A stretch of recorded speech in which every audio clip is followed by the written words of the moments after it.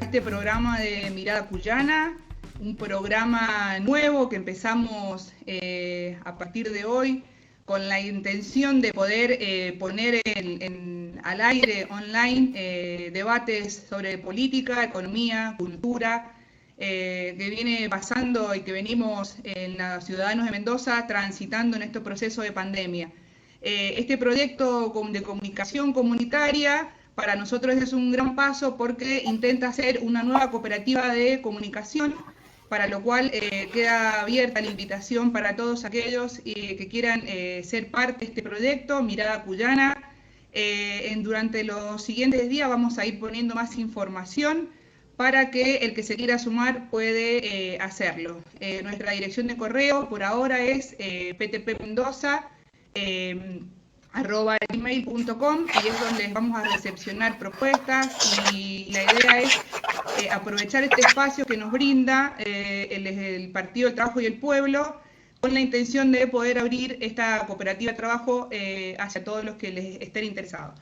Hoy en este estreno nos acompaña Carmelo Cortese, de trayectoria en la Universidad Nacional de Cuyo, un profesor, sociólogo, militante político de nuestra provincia, miembro del Partido del Trabajo del Pueblo, y bueno, y hoy nos trae un debate muy interesante que tiene que ver desde su mirada, que nos viene a plantear diferentes posibilidades para poder analizar y reflexionar sobre lo que estamos atravesando. Y bueno, hoy es el punto que nos convoca, que es sobre las contradicciones, los debates que se vienen abriendo en relación a Estado-mercado, política o economía o salud, y abrimos este espacio para presentarlo. Acá está presente con nosotros en esta nueva edición de Mirada Cuyana, que bueno, como es en vivo, puede suceder de todo, Carmelo, así que bueno, bienvenido, y para toda la audiencia, Carmelo Cortese con ustedes. ¿Cómo te va? ¿Qué tal? ¿Cómo están? Buenas tardes. ¿Cómo estás, Pocha? Muy bien. La verdad que ni cuando estamos en actividades normales no tenemos esta puntualidad. Exactamente. Bueno, tengo que decir que en estos casi 2 meses, creo, de aislamiento preventivo y obligatorio, he estado en numerosas conferencias, no conferencias, sino reuniones virtuales, intercambio y demás, pero esta es la primera charla virtual, charla debate, inaugurando además este ciclo, lo cual, aunque no lo crean, me pone un poco nervioso. Pero bueno, vamos a intentar desarrollarlo. Yo quisiera en primer lugar,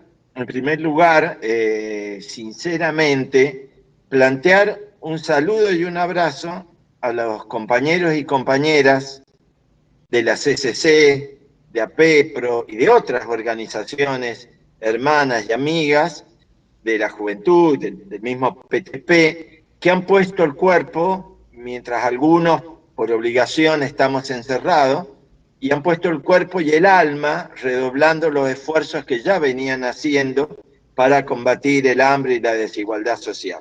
Es realmente emocionante ver cómo han tomado la posta de los viejos que hemos estado en otras luchas, cuando pelear contra la dictadura era arriesgar la vida, pero ahora nuevamente ellos arriesgan la vida enfrentando un virus, ya vamos a ver, más o menos conocido, más o menos desconocido, pero quiero mandar este saludo. Y son compañeros que van desde el sur, como los compañeros de Malargüe y San Rafael, hasta el Gran Mendoza, pasando por distintos departamentos. No los puedo nombrar a todos, pero quiero dejar expreso esa muestra de solidaridad y de compromiso social y político que tienen.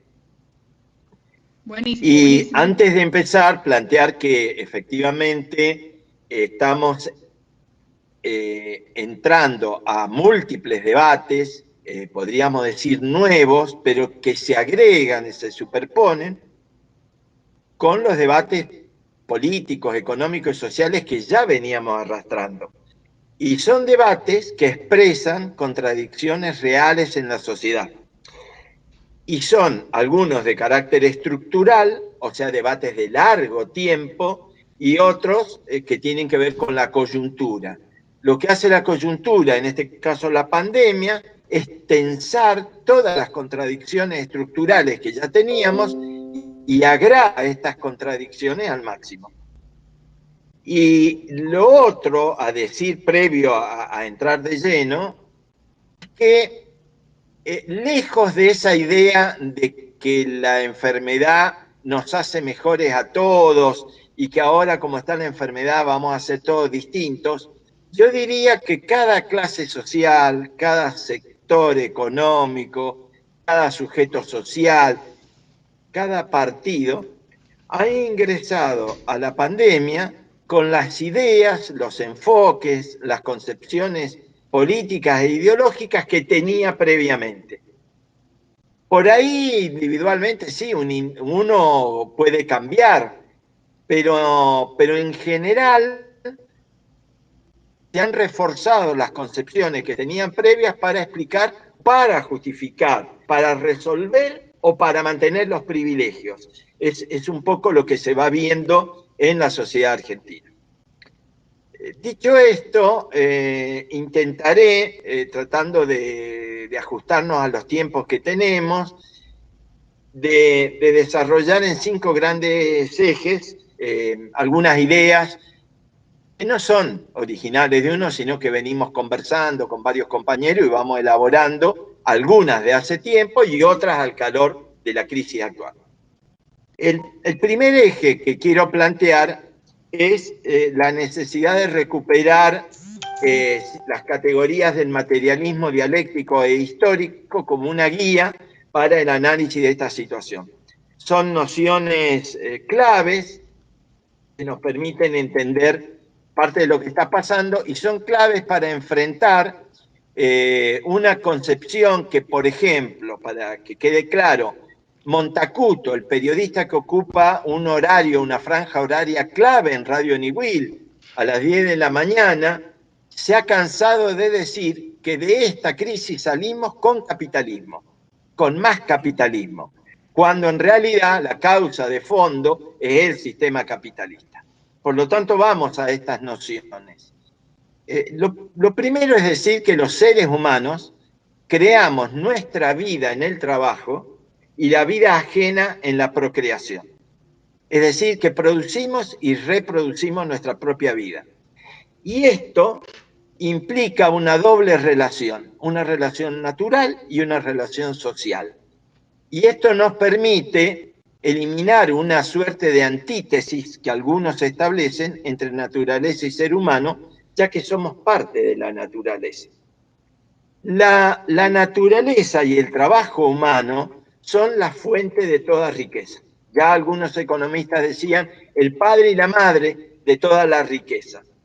En cambio, el capitalismo considera la naturaleza y la humanidad como simples recursos en manos del capital para incrementarlo, es decir, para la acumulación.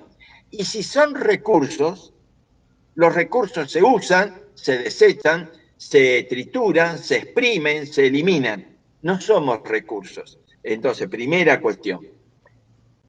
Engels, muy denostado, Federico Engels, sin embargo, nos dio una pista para entender claramente esta relación de los hombres con la naturaleza. Cuando digo hombres, que quede claro que estamos hablando del ser genérico y por razones de economía y respetando el lenguaje de la época de Marx y Engels, en donde bueno, la cuestión de género no estaba a la orden del día como hoy. Claro.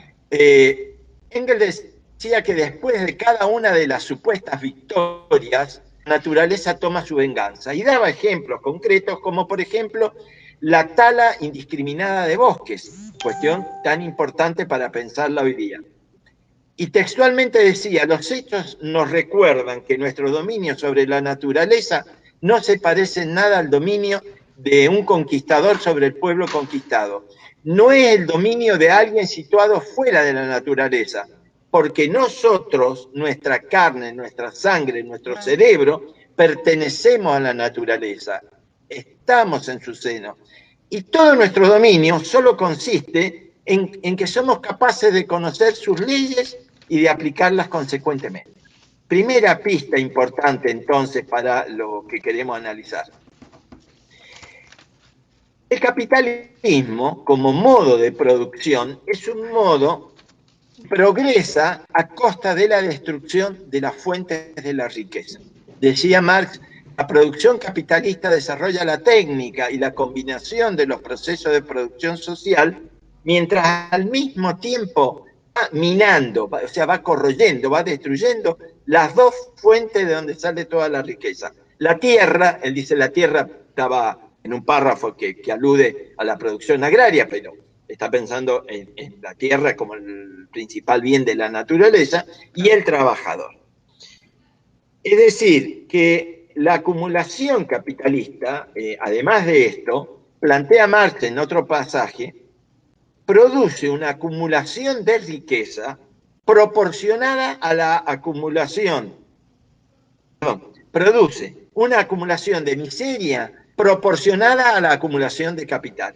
La acumulación de riqueza en un polo es al mismo tiempo acumulación de miseria, tormentos de trabajo, esclavitud, ignorancia, embrutecimiento y degradación moral en el polo opuesto, que es donde está la clase que produce su propio producto como capital. No es el capital el que da trabajo, sino que es el trabajo el que conforma el capital. Visto estos dos aspectos, entonces, la relación natural y la relación social, digamos que no hay peor enfermedad que la soberbia pseudocientífica que cree haber controlado la naturaleza y la humanidad. Una en la naturaleza, por cuanto ahora aparece un virus del cual hay que investigar mucho más sobre su transmisión, etc. Pero peor aún, la ignorancia, o más bien dicho, el ocultamiento de las condiciones inhumanas que hay en el siglo XXI para una gran parte de la humanidad. Es decir, junto con la destrucción de la naturaleza, estos dos polos de los que hablaba Marx hoy están más nítidos que nunca. A su vez, no estamos hablando de una visión ingenua de la relación humanidad con la naturaleza, por cuanto las bacterias y los virus existen y desataron pandemias antes de la era capitalista. Baste pensar en la peste bubónica, las pestes del siglo XIV, o las pestes que los conquistadores españoles, portadores de un sistema feudal de explotación, desataron sobre América, y estamos hablando de decenas de millones de muertos por epidemia de viruela, por ejemplo. Pero entendemos entonces, no una visión romántica, pero tampoco la visión de soberbia pseudocientífica, sino una visión dialéctica y compleja en la relación de la humanidad con la naturaleza.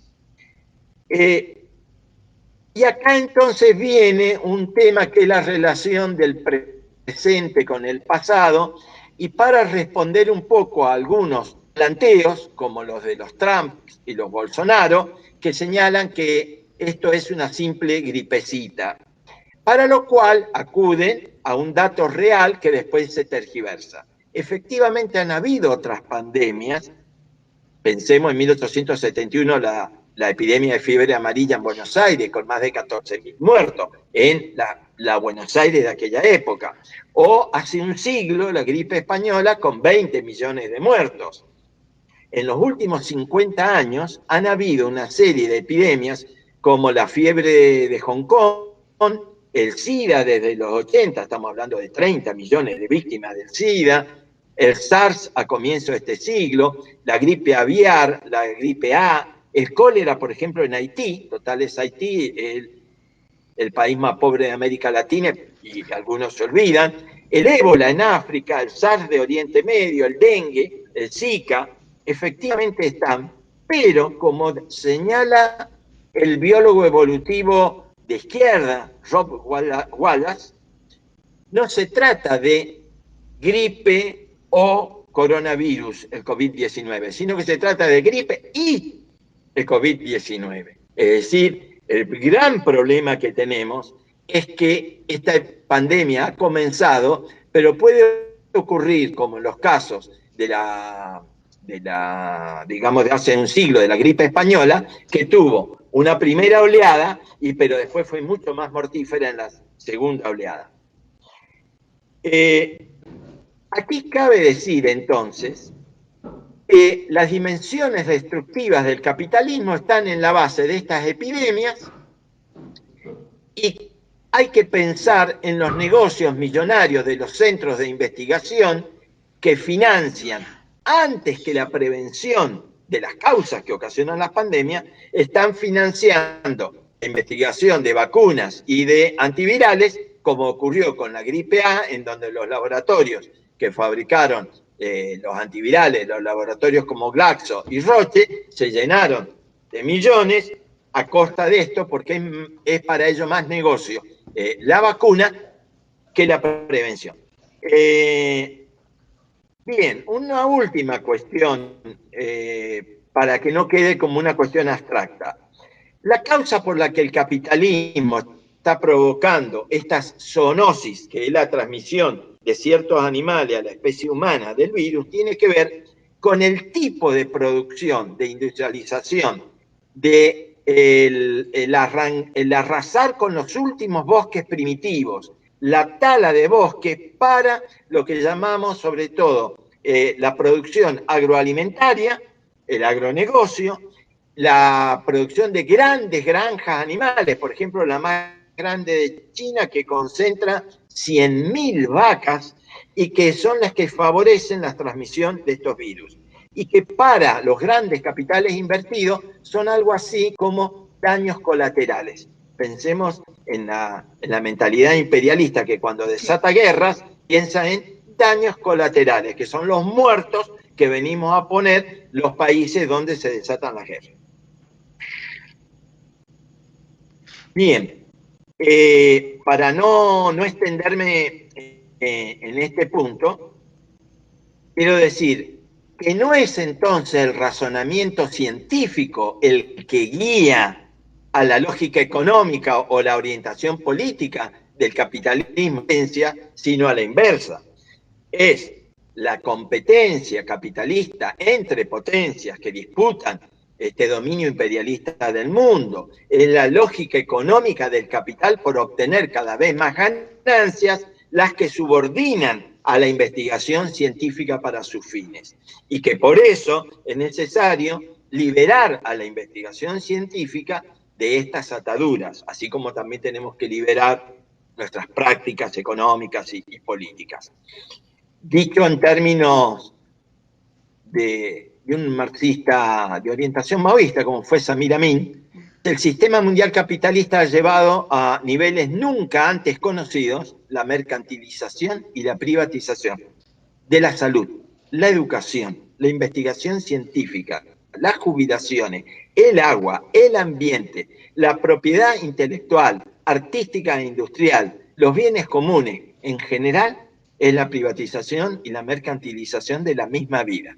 Y a su vez, la polarización mundial renovada, en este caso estamos hablando de Estados Unidos, China, la Rusia actual, que compiten y nos ponen a las puertas de un nuevo desastre mundial en términos de crisis económica, de desastres sociales, de pandemias y de el peligro siempre latente de una guerra interimperialista como fueron la primera y la segunda, que si vamos a hablar de víctimas, son las que se llevaron centenares de millones de habitantes muertos por esta disputa interimperialista. Claro. Bueno, este es el marco general entonces de la necesidad de una visión materialista, dialéctica e histórica para abordar.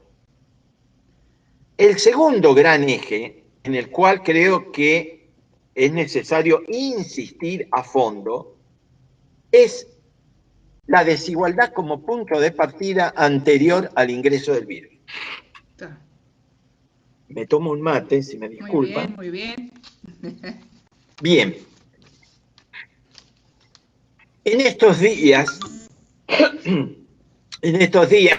los voceros del anterior gobierno, o sea, de Macri en la Nación y de Cornejo en la provincia, han inundado los programas de TV, las radios, clamando por la economía, llorando por los desocupados, acusando al gobierno por la cuarentena. Plantean que no tiene plan económico, que exagera la enfermedad, que es necesario volver a trabajar.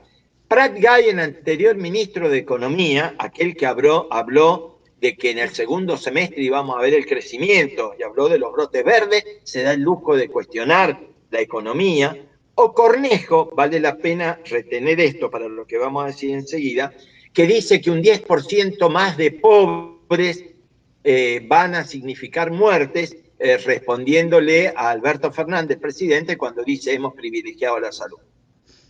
Hay que decirlo con todas las letras, son unos cínicos y unos hipócritas, porque en su práctica de gobierno demostraron que no les importaba un rábano la producción, el empleo, la salud, la educación, en fin, les importaba nada la vida y rifaron la vida de los argentinos capturando, por ejemplo, dólares con los cuales endeudaron al país y con los mismos dólares ellos hicieron grandes negocios. Es decir, ningún dólar se invirtió en ningún lado. No van a encontrar pistas de un dólar de la deuda externa puesta en la producción, en la educación y en la salud.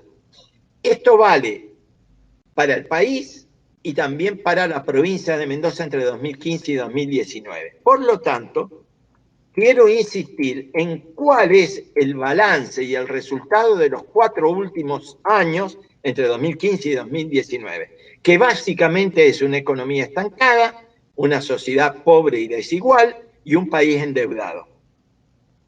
Vamos a dar algunos datos rápidamente.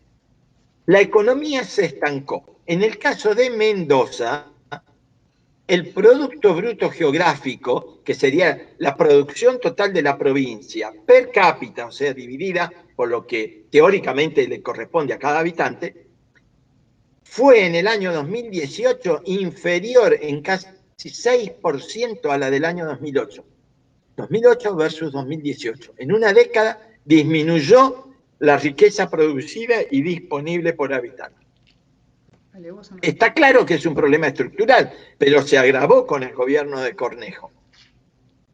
El Producto Bruto Geográfico del 2018 fue inferior al del 2015.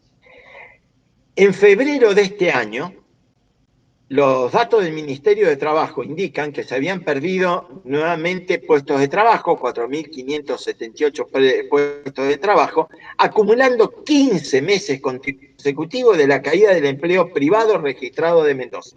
Es decir, que 13 meses le corresponden al gobierno de Cornejo. El segundo de todos estos ítems que quiero detallar, las condiciones laborales indignas y precarias. La tasa de desempleo de Mendoza durante el año 2019, no sé si podés mostrar ahí una imagen, pero les digo, osciló en el 8%, entre el 8 y el 7%, pero acá importa ver lo siguiente, cuando se desagrega entre mujeres y varones, para mujeres oscila entre el 10 y el 11%. Y en las mujeres de hasta 29 años llegó al 23% en el tercer trimestre y osciló entre el 13, el 15 y este 23%. Es decir, las mujeres y las mujeres jóvenes son las más golpeadas por el desempleo. Para tener una dimensión de esto, como las tasas de desempleo se miden sobre el aglomerado urbano, si proyectamos las tasas calculadas por el INDEC para el último trimestre del 2019, los desocupados de Mendoza ascienden a casi 70.000 personas. Pero cuando sumamos lo que el INDEC llama presión laboral sobre el mercado de trabajo, que son los desocupados más los subocupados y ocupados demandantes de más empleo, es decir, tienen un empleo de mala calidad, los ingresos son insuficientes, quieren cambiarlo, estamos hablando de casi un 33% de la población económicamente activa, que son 306.000 habitantes de la provincia de Mendoza. Estos 300.000 que presionan el mercado laboral son, si se quiere, la base, los cálculos de la pobreza. Hay que decir que la informalidad para los asalariados de Mendoza es del 39%, pero la informalidad de los ocupados en general, es decir, no solo los asalariados, sino también los trabajadores autónomos, es del 49%. Es decir, casi la mitad de la economía es informal. Y ahí tenemos un gran núcleo que no ha sido resuelto, sino agravado durante los últimos años. ¿Cuál es la cantidad de pobres? Después podemos agregar, pero para poder llegar al nudo ahora voy a ir más rápido. La cantidad de pobreza en Mendoza, de acuerdo a los datos de la ley, fueron para octubre del 2019 del 42% de la población.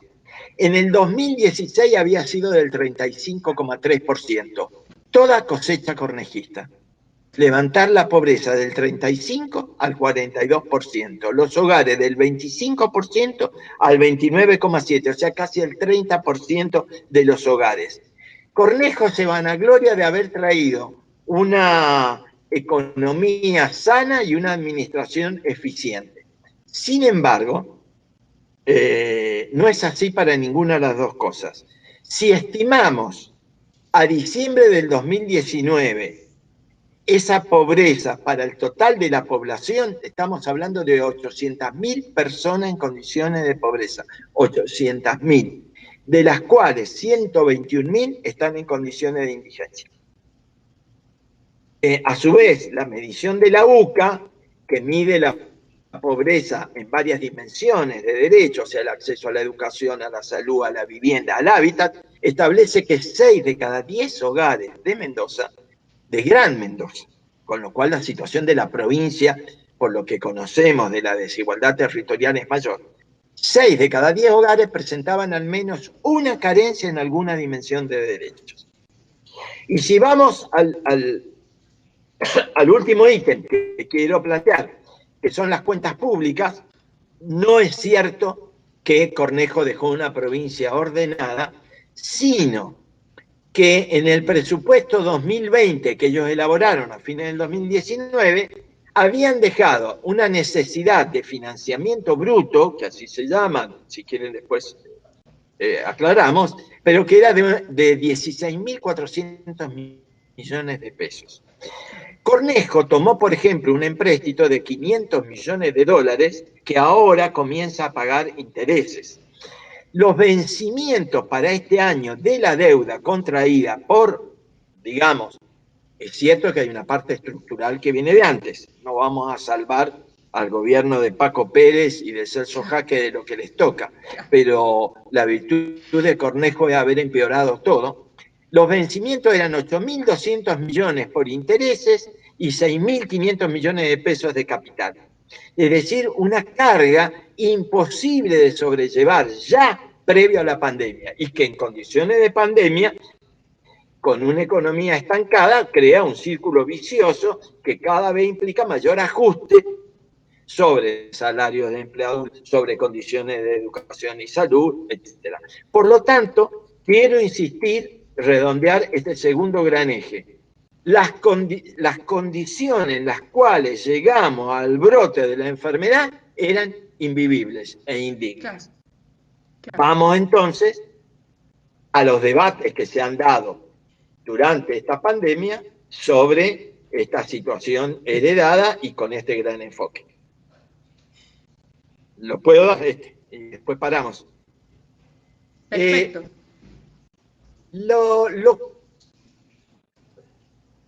¿Perdón? No, perfecto, venimos muy bien. ¿Puedo seguir? Bueno, ¿qué discusiones se han dado? Yo diría que son debates agudizados porque se tensaron las contradicciones que veníamos trayendo. Y se plantean falsas disyuntivas, falsos dilemas. No se plantean las contradicciones, se plantean de un modo dilemático. O Estado o mercado, o política o economía o salud. Bueno, vamos viendo esto. Hay una concepción que yo diría errada en términos de más Estado o menos Estado. Algo así como los liberales quieren menos Estado y los populistas quieren más Estado. O Estado presente o el Estado ausente. Por ejemplo, para los liberales sería malo que haya mucho Estado y para los populistas sería bueno que haya mucho Estado. Para los neoliberales debe haber más mercado y por lo tanto más economía, y para los populistas, entre comillas, tiene que haber más política. La política es buena, el mercado malo, o a la inversa, si lo plantean los liberales. Bueno, vamos aclarando algunos conceptos. El Estado y el mercado son instituciones, llamémosle así por ahora, presentes siempre en toda sociedad. El Estado es un órgano del mantenimiento del orden social, un aparato de dominación política. Y esto no solo dicho por los marxistas, sino por los teóricos burgueses como Max Weber. Es decir, el Estado es un aparato burocrático de dominación que ejerce, diría Max Weber, el monopolio de la coacción. Es decir, en términos ahora marxistas, el que tiene el aparato represivo necesario para cuando fallan las instancias de control ideológico, cuando los dominados no aceptan mansamente la dominación de las clases sociales, que son las predominantes en la dimensión económica, y necesitan la dominación política para garantizar seguir llevando adelante la explotación económica. Es decir, ambas dimensiones, ambas instituciones funcionan en todo orden social, porque en todo orden social hay una dimensión que llamamos económica, pero que es básicamente la producción. Sin producción no hay vida. Es decir, la economía es la actividad de producir, distribuir, intercambiar y consumir los bienes y servicios. La política es la actividad de organizar las instituciones de poder y de control en una sociedad. Vamos a dar un ejemplo. Los compañeros de la CCC del barrio Ligüé ayer organizaron una olla popular para reclamarle al gobierno municipal que atienda las necesidades alimentarias y las necesidades de desinfección del barrio ante la posibilidad de la digamos, se hablaba de la probable aparición de un caso de COVID, que pareciera que el gobierno anda escondiendo algunos datos. Bien, el Estado, algunos dirían, y ahí tenemos una discusión con algunos aliados, estuvo ausente. Nosotros decimos que el Estado estuvo presente. ¿Cómo estuvo presente? Llegó la fuerza policial a intimidar a los manifestantes. Llegó un funcionario a maltratar, prácticamente a insultar a quienes están solicitando el auxilio ante el hambre que los azota. Y al mismo momento el intendente de Guaymallén, o sea, el representante más importante del Estado municipal, estaba en Canal 7 haciendo lobby para que reabrieran el shopping de Guaymallén. Es decir, el Estado no está ausente, el Estado está presente, pero lo que está en discusión es cuáles son los intereses, cuáles son las clases sociales que están controlando el Estado en un momento u otro. Entonces, el Estado responde de distintas maneras. Podría haber respondido entregando una donación. Estoy pensando, por ejemplo, para que no piensen que es solo Guaymallén. En Las Heras hay compañeras de otro comedor que necesitan una olla porque tienen que cocinar hasta 3 veces porque se ha triplicado la demanda de alimentos. ¿Dónde está el Estado municipal? ¿Dónde está el Estado provincial? Bueno, está, digamos, cuestionando al gobierno nacional por la cuarentena y desesperado para que vuelva el curso normal de los negocios, porque lo que les preocupa, vamos a poner otro ejemplo, es que INSA, Pescarmona, gane cuanto antes la licitación de Portezuelo del Viento. No es que les preocupe la situación económica o sanitaria de los obreros de Pescarmona. Lo que les está preocupando es la parálisis de sus negocios. Y entonces plantean que el presidente se ha enamorado de la pandemia. Ahora, esto no nos debe ocultar que no se trata solo de qué partido ocupe el Estado, provisoriamente, sino del tipo de Estado. Es decir, no solo estamos pensando que tienen que otras clases sociales ocupar el Estado, y en ese sentido no podemos engañarnos de que la inmensa mayoría del pueblo no está en el manejo de ese aparato estatal, sino que además hay que pensar que hay que modificar ese aparato estatal para que pueda cumplir otros fines, porque este aparato estatal está pensado para garantizar la reproducción de los negocios de las clases que hoy controlan la riqueza del país.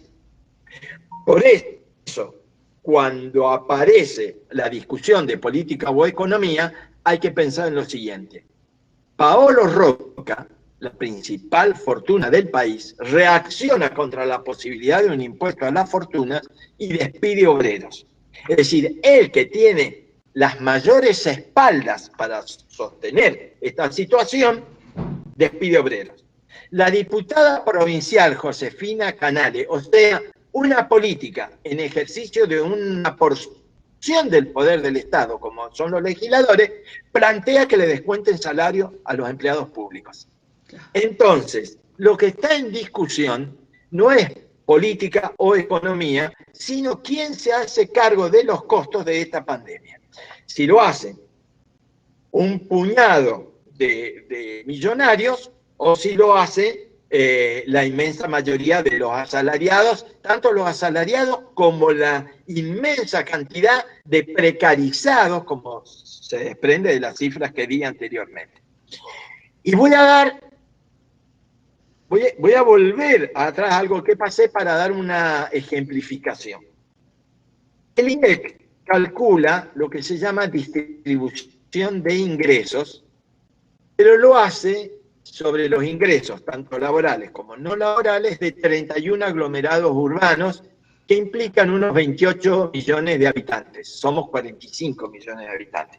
Pero sobre esos 28 millones de habitantes, los ingresos declarados, que no es el patrimonio del que disponen, no es la riqueza acumulada, sino cuánto le va ingresando mensualmente. Bueno, el 60% de esa población que aparece en la encuesta permanente de hogares que mide el INDEC, tienen ingresos que van de 120 pesos hasta 25.000 pesos.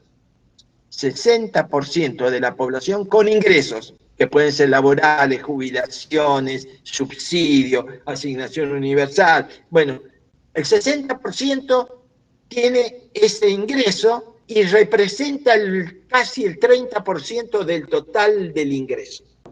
En la otra punta, un 10% de honorables ciudadanos, algunos son honorables, sí, vamos a sacar la ironía, un 10% de ciudadanos tienen ingresos, es la palabra exacta, entre 50.000 y 1.700.000 pesos. Y esos se quedan con el 31% del ingreso total. El 10% se queda con un poco más que lo que tiene el otro 60%.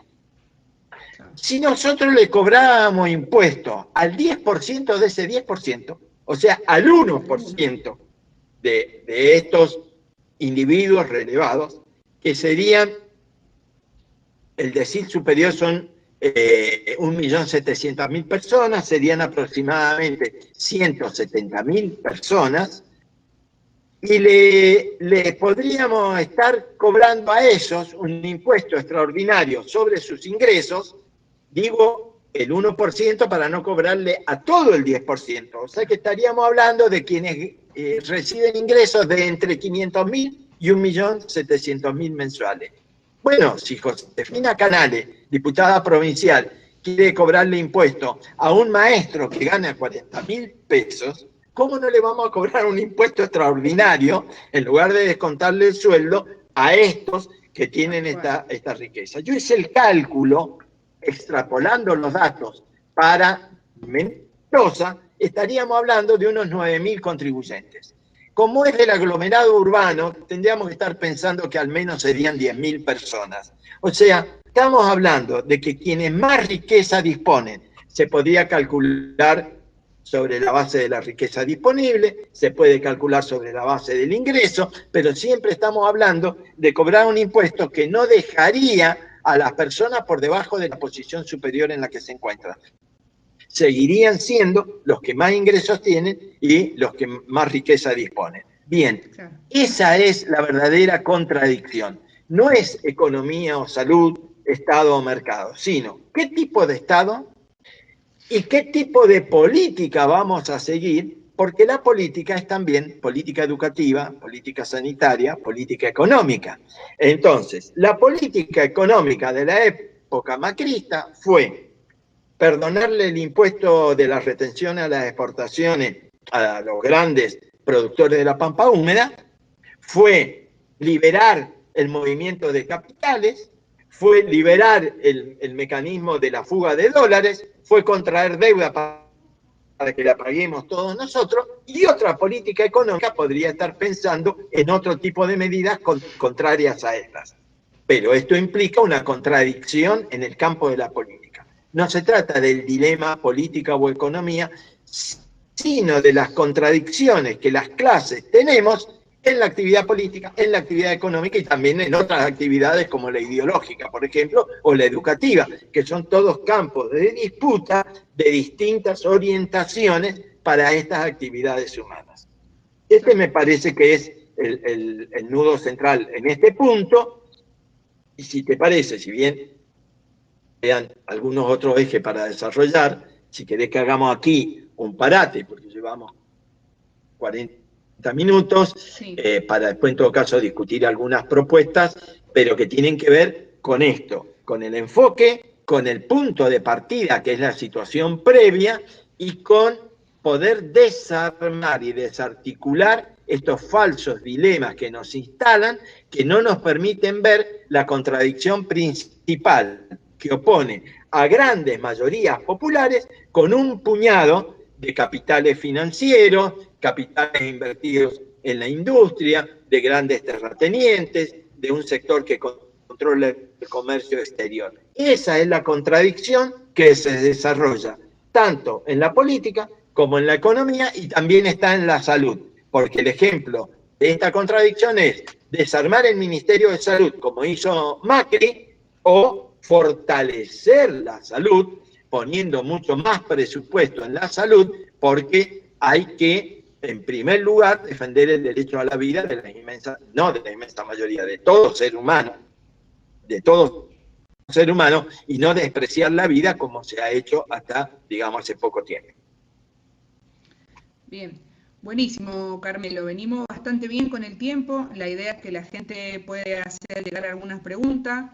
Tenemos un solo problema técnico, que es que no las podemos ver a las preguntas en este momento. Todo es online, todo es en vivo, pero bueno, estamos ahí coordinando para ver. Pero bueno, una de las dudas, o varias de las dudas que sirven y que probablemente sea de varias de los que están viendo este programa, tiene que ver con la contradicción esta que vos planteabas y las posibles salidas, que sería lo inmediato, salir de... Perdón, ¿podés repetir? Sí, ¿qué sería en cuestión de lo que vos planteás de las contradicciones, esto que está muy claro cómo vos lo planteás, cuál sería en lo inmediato la propuesta de salida, o si existe un plan de salida que permita abordar o salir de estos debates? También otra pregunta es bueno, hay 40 personas que están acá conectados, que están viendo la charla. Otra de las personas que está conectada dice: el tema es cómo hacemos para que el gobernador, el municipio, se ocupe de esa gente, no solo la nación. Otra de las preguntas que nos llegan es, o de los aportes que hacen, es que paguen los que se llenaron los bolsillos, Macri y Cornejo. Bueno, gente que le estaba resultando bastante clara la charla. Aportes que dicen que queda clara la situación actual, no hace más que desnudar una estructura social desigual e injusta de larga data, y siguen llegando los comentarios, los aportes de bastante gente que está hoy observando, viendo esta charla, interactuando con nosotros, y que es interesante el poder, de alguna manera, en esta situación de pandemia, y que bueno, que es el formato que tenemos, poder hacerte llegar a vos estas preguntas y a la gente una mirada para poder seguir reflexionando desde Mirada Cuyana. Otra de las preguntas es la lucha contra el hambre. Un aporte que llega que dice: la pelea contra el hambre no está en la lucha contra la extrema pobreza, sino contra la extrema riqueza. Y bueno, y siguen llegando, lo cual le agradecemos a todos los que están conectados, y bueno, te dejamos seguir, nos quedan un par de minutos más para poder terminar esta charla, y bueno, y después veremos las repercusiones, pero por ahí un poco esto: ¿cuál sería en lo inmediato un plan de salida? ¿Qué te parece a vos? ¿Qué opinás? Y quizás también otro de los debates que está hoy es el día después, ¿no? ¿Qué va a pasar el día después de que se levante la cuarentena o que se levante la pandemia? Hoy me hacían llegar un comentario antes de empezar el programa, que decía que hay más preocupación porque se ha generado en la coyuntura esto de esta presión de la oposición, quizás de levantar la cuarentena en función de esto que vos planteabas, resguardando los negociados, los intereses más desde los empresarios, y una situación como la de Chile, que tiene que volver ahora a la cuarentena porque la cantidad de casos de infectados ha superado lo que venían teniendo como plan para la prevención, y bueno, han tenido que volver a la cuarentena total. Entonces es como que se generan también estas situaciones entre la economía y la salud. Es una contradicción que hoy está muy a flor de piel en la discusión. ¿Vos qué pensás, Carmelo? ¿Qué propuesta ves o cómo ves esto de la salida?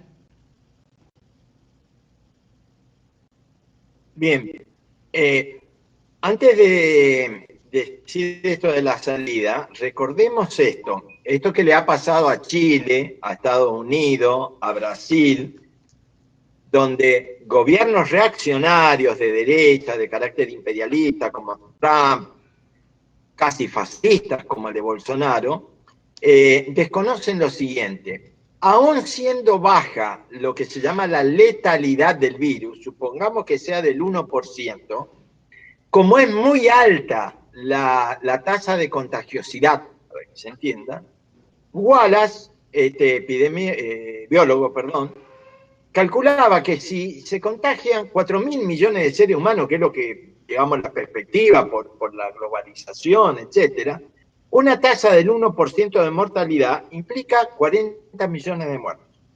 Primera cuestión que hay que tener en cuenta. Frente a esto, entonces hay que preservar efectivamente la vida de las personas. Ahora bien, ¿cómo hacemos? Bueno, si la pregunta principal es quién paga, yo diría que en la emergencia, no en la salida de fondo, en la emergencia hay, simplificando para que se entienda, tres grandes instrumentos.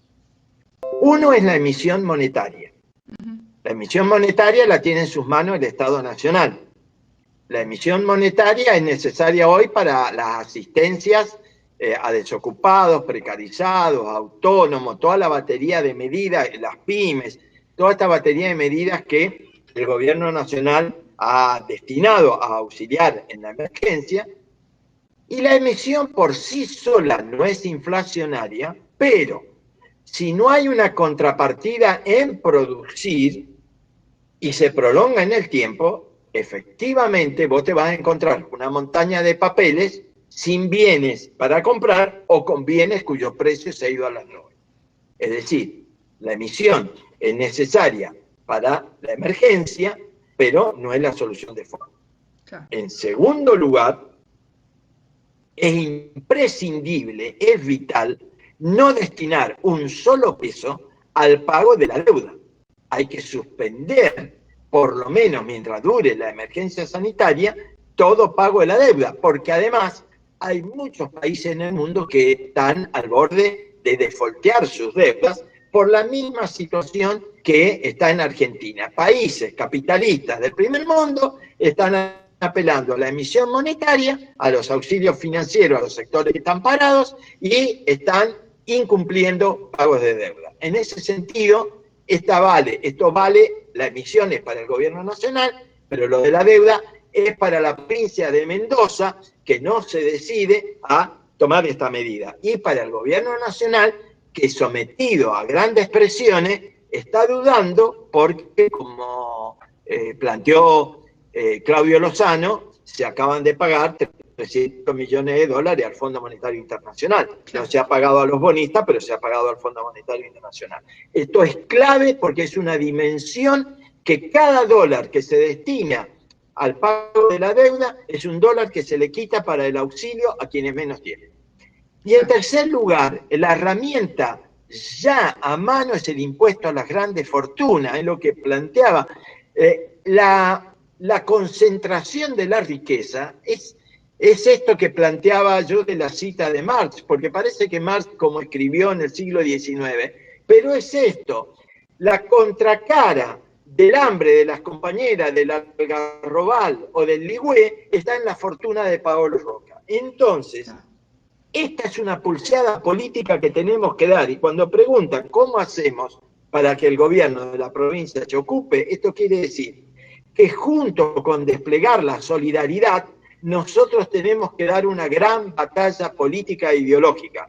Si no la damos para generar un gran consenso social, va a ser muy difícil que el gobierno por sí solo lo haga. Es decir, no podemos esperar a que el gobierno de Fernández o el Congreso lo haga, porque en el Congreso hay un gran número de diputados macristas que son los representantes directos de los intereses de las grandes fortunas. Lo ha dicho con todas las letras este señor Cornejo, presidente de la UCR, que se ufanó en el discurso de despedida de haber entregado el Estado con 8.000 empleados menos, de los cuales la mayoría eran de la DGE, de la Dirección General de Escuelas. Esa es la cabeza que tienen, por lo tanto nosotros tenemos que dar una batalla política, ideológica y de movilización en las condiciones que podamos por la pandemia para lograr que se cobre este impuesto. Y los sectores medios que se asustan deben tener en claro que si no les cobran el impuesto a estos poderosos, se lo van a cobrar a ellos. Es decir, quienes van a pagar van a ser las pymes, van a ser los empleados públicos, van a ser los empleados judiciales, etcétera, etcétera. Estas son las tres grandes vertientes de los recursos. Ahora bien, el problema es cuál es el camino de esta sanidad. Porque cuando los compañeros ahí, los comentarios que me leía, que los que se llenaron los bolsillos, etcétera, y que la lucha es contra la riqueza, digamos, la lucha es contra la concentración de la riqueza, para que se produzca y se distribuya de una manera. Porque no se trata solo de distribuir, sino que se trata de distribuir los medios de producción. Si la tierra, por ejemplo, en Mendoza está concentrada y en el país, nosotros no podemos apelar a estimular la producción en huertas familiares, huertas comunitarias, es decir, tenemos que desarmar el conglomerado monopólico de producción de alimentos. Claro. Nosotros tenemos, por ejemplo, la fábrica La Campañola cerrada en San Martín, que dejó varios obreros sin trabajo. En Buenos Aires se cerró ahora una fábrica de alfajores, el alfajor grandote. Es decir, nosotros en este camino, aparte de estas tres medidas que decíamos, la emisión, no pago de la deuda y el impuesto extraordinario, hay que pensar en recuperar un esquema agroalimentario, por ejemplo, tomando el Estado control de Vicentín, que ha hecho una gran estafa al Banco Nación y que es una de las 10 primeras empresas de la Argentina. Hay que marchar a la estatización completa de YPF para poder controlar la energía y los combustibles. Hay que pensar en el sistema financiero, que es el otro gran obstáculo. Los bancos, pese a la garantía estatal para las pymes, no están entregando los créditos a las pymes. Es decir, siguen haciendo negocio, y hay que decir que ahí también el gobierno tiene que ponerse más firme, porque muchas de digamos, ¿cómo funciona el sistema financiero? Muchos ahorristas particulares de clase media, por ejemplo, depositan ahorros. ¿A dónde van a parar estos ahorros? En un círculo virtuoso tendrían que ir a parar a créditos para la producción. En lugar de eso, siguen colocándose en letras de liquidez del Banco Central, que les da más interés, y tendrían que ir a parar a estos créditos para que no se caigan las pymes y que emplean mucha mano de obra. Es decir, el sistema financiero hay que ir a una medida de nacionalización de los depósitos, para que el Banco Central obligue a que estos depósitos vayan en préstamos para la actividad productiva. Claro. Hay que pensar en el comercio exterior, que está controlado por un puñado de grandes empresas, y hay que pensar en un camino para la reforma agraria, de modo de disponer de tierra hoy concentrada y ociosa para que pueblos originarios, pequeños campesinos, agricultura familiar, hagan un camino hacia la soberanía alimentaria. No tenemos que depender de Monsanto, de lo del glifosato, de la producción de soja, sino que tenemos la capacidad, por la disponibilidad de tierras, de una producción alimentaria sana, no la producción alimentaria de agroalimentos que es la responsable última del coronavirus, sino otro tipo de producción alimentaria que satisfaga la necesidad. Carmelo, eso había otra pregunta, sí. Vos me dijiste el día después. Tengo también antes otra pregunta, ahora que estás planteando propuestas así de salida. Hay dos preguntas o dos opiniones que acerca de que quieren saber tu opinión sobre. Si acordás con Claudio Lozano en la necesidad de un ingreso universal, y otra oyente dice si frente a esta situación no se podría iniciar una renta básica universal. La CELAC ya lo está planteando.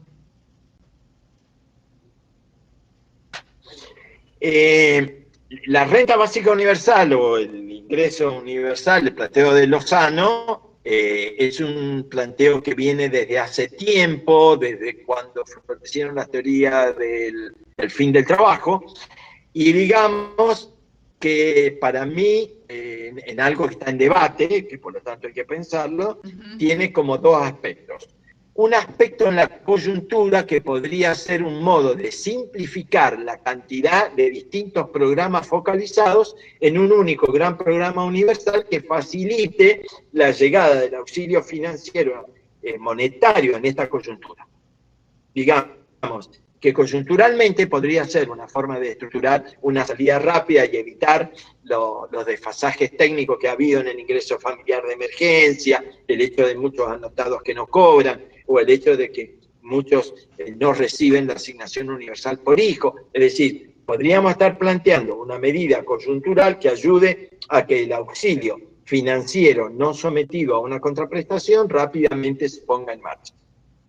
Ahora bien, pensado como una solución definitiva, yo tengo mis dudas y mis debates. Es algo que ahora afirmo algo, pero que estamos en proceso de debate. Entiendo que si el Estado, la idea de que el Estado puede eternamente generar un ingreso es una idea que en el fondo habría como dos grandes sectores. Un sector que produce y de ahí cobro impuestos y le doy al otro que va a vivir con mucho menos. En su planteo original, teórico socialdemócratas, lo plantean como un ingreso para la población que nunca va a acceder al trabajo formal y que se puede conformar con un ingreso de subsistencia. Desde ese punto de vista es peligroso, porque implica una sociedad de doble dimensión. Por lo tanto, yo diría que tenemos que discutirlo mucho entre las organizaciones sociales, los partidos políticos, entendiendo que es un debate dentro del campo popular. No es lo mismo el debate que tenemos con quienes se niegan a pagar el impuesto a la riqueza que el debate que tenemos para encontrar un camino de salida. ¿Está? Claro. Bien. Y yendo a lo del día después, sí. Para mí hay que desarmar la idea del día después. No hay un día después. Lo que hay es un proceso en el cual estamos inmersos, en el cual cada día estamos en una contradicción, en un debate y en una lucha para conseguir, por ejemplo, que el gobernador de Mendoza deje de atender las puertas de los poderosos, en que el intendente de Guaymallén se deje de hacer el distraído con la cantidad de pobres que tiene en su departamento. Es decir, no hay día después. El día después, cualquiera sea, es el resultado de las luchas que entablemos hoy. Y esto exige entonces mucha unidad, mucha organización, que los debates que tenemos dentro del campo popular se hagan con un estilo distinto al debate que tenemos con los verdaderos enemigos de nuestra vida y de nuestra salud, porque son tipos de debates diferentes. Y yo diría que a su vez no hay día después, porque la pretensión de volver a la normalidad es un crimen que nos lleva a pensar que la normalidad es el 42% de los pobres, claro. Que la normalidad es que el Estado de Mendoza, supuestamente ordenado, deba la cantidad de plata que deba. Que la normalidad sea volver al país que nos dejó Macri. Eso no es normalidad. O que la normalidad sea que sigan los grandes conglomerados y corporaciones mundiales produciendo alimentos como lo producen, o que sigan China y Estados Unidos en su loca carrera que puede desembocar en una guerra. No hay salida, ni apostando como hacen algunos compañeros y amigos, apostando a una de las potencias contra la otra, ni hay normalidad en volver a lo que teníamos a diciembre del 2019, y que por lo tanto nosotros tenemos que pensar que hoy se está produciendo una gran masa de desocupados. Cuando eso ocurre, baja el valor de la fuerza de trabajo. Es decir, y los capitalistas ven con buenos ojos tener a su disposición una gran masa, como le llamaban, sobrante, claro, para poder recomenzar sus negocios, ahora invirtiendo menos dinero en la fuerza de trabajo. Por eso, no hay día después, no hay vuelta a la normalidad y estamos inmersos en el proceso. Va a depender de la lucha que despleguemos hoy lo que vayamos a conseguir un hipotético mañana. Claro, bien. Bueno, Carmelo, la verdad que muy bueno y muy claro tu reflexión. La verdad que desde Mirada Cudana para nosotros es muy importante poder reflexionar y analizar esta situación. Nos permite ampliar un poco más la mirada de lo que está pasando, no quedarnos en algunos detalles que los medios de comunicación, los grandes medios de comunicación a veces nos quieren dejar discutiendo, cuando entendemos que por detrás se están tejiendo otras situaciones, como las que vos nombrabas hoy con lo de Guaymallén, que desde acá le mandamos un cariño a las compañeras y compañeros de la corriente clasista y combativa, a los chicos de Ni un pibe menos por la droga, que estuvieron ayer en esta jornada y que la verdad que muestran en parte lo que vos venís planteando de quiénes son los que hoy están pagando la pandemia y cuál es el camino también en relación a la lucha y la organización para poder enfrentarla. La verdad que quedan muchos puntos abiertos, que es interesante, con lo cual le decimos a toda la audiencia que todos los jueves a las 19 horas nos vamos a encontrar en este espacio, que nuestra idea es poder reflexionar juntos, no solamente desde lo específicamente político, sino también de lo cultural, porque esta pandemia a todos los sectores, como ya se expuso recién, nos está tocando y creo que es interesante cómo empiezan a aparecer nuevas formas de organizarnos y empezar a enfrentar esta situación que lo que ha dejado al descubierto es la crisis de un sistema y nos permite a nosotros justamente reflexionar cómo organizarnos, qué va a pasar y saber dónde hay que poner el punto principal en el momento de la unidad y cuál es la salida, ¿no? Porque en definitiva lo que está en discusión es hacia dónde vamos a ir y es lo que hoy, si se quiere de alguna manera, es lo que nos divide aguas en relación a quién va a pagar y nosotros somos los que venimos planteando de alguna manera que sabemos quiénes son los que tienen que pagar esta pandemia, esta crisis y bueno, pero estamos convencidos que en la lucha, en la organización y en la unidad vamos a poder salir adelante. No sé si querés decir algo más, Carmelo, estamos en hora, en tiempo, ¿verdad? Y bueno, la verdad que ha sido muy claro y desde el equipo de Mirada Cuyana, que somos varios, la verdad, agradecemos a todos los que hoy se han copado con esta propuesta que están viendo. Y bueno, te dejo para que vos hagas un saludo y cerramos, Carmelo. No, en principio agradecer porque para quienes por edad estamos encerrados y que además estamos acostumbrados a poner el cuero, bueno, en mi caso conocido, que hemos recorrido la provincia tratando de organizar el Partido del Trabajo y del Pueblo, la verdad que es una situación, digamos, contradictoria, porque de ningún modo quisiera estar encerrado y a la vez uno tiene el temor de que en lugar de ayudar, saliendo por las condiciones que tiene y la forma en que ataca el virus al grupo de riesgo, bueno, entonces uno intenta hacer algo desde otro lugar. Ese ha sido el intento, puede salir bien o mal, pero es el intento militante de siempre de intentar ayudar. Pero yo vuelvo a decir lo que dije al comienzo, estoy emocionado por los y las jóvenes, los y las compañeras de la Corriente, de APEPRO, de la CEPA, y de tantas otras, no me quisiera olvidar de ninguna, y que, insisto, van de norte a sur en toda la provincia, me llegan las fotos, los WhatsApp y todo lo que están desplegando, y indigna ver digamos, la falta de empatía, la indiferencia de las clases dominantes, cosa que uno conoce teóricamente y no espera otra conducta, pero sin embargo esperaría algún rasgo de lo que se llama cierta misericordia humana, aunque parezca muy cristiano. No hay ningún rasgo de solidaridad ni de empatía, y hay que decirlo, y lo quiero decir en personajes como Cornejo, lo cual demuestra un desprecio hacia la vida. No hay que creer en los argumentos hipócritas que están esbozando y hay que redoblar la lucha porque va la vida de nuestro pueblo en esta situación. Así que bueno, muchas gracias y un gran abrazo a todos y todas. Bueno, gracias Carmelo, gracias por estar, gracias a toda la audiencia, gracias por seguirnos, los esperamos el próximo jueves a las 19 horas, vamos a estar abordando las propuestas sobre el impuesto a las grandes fortunas.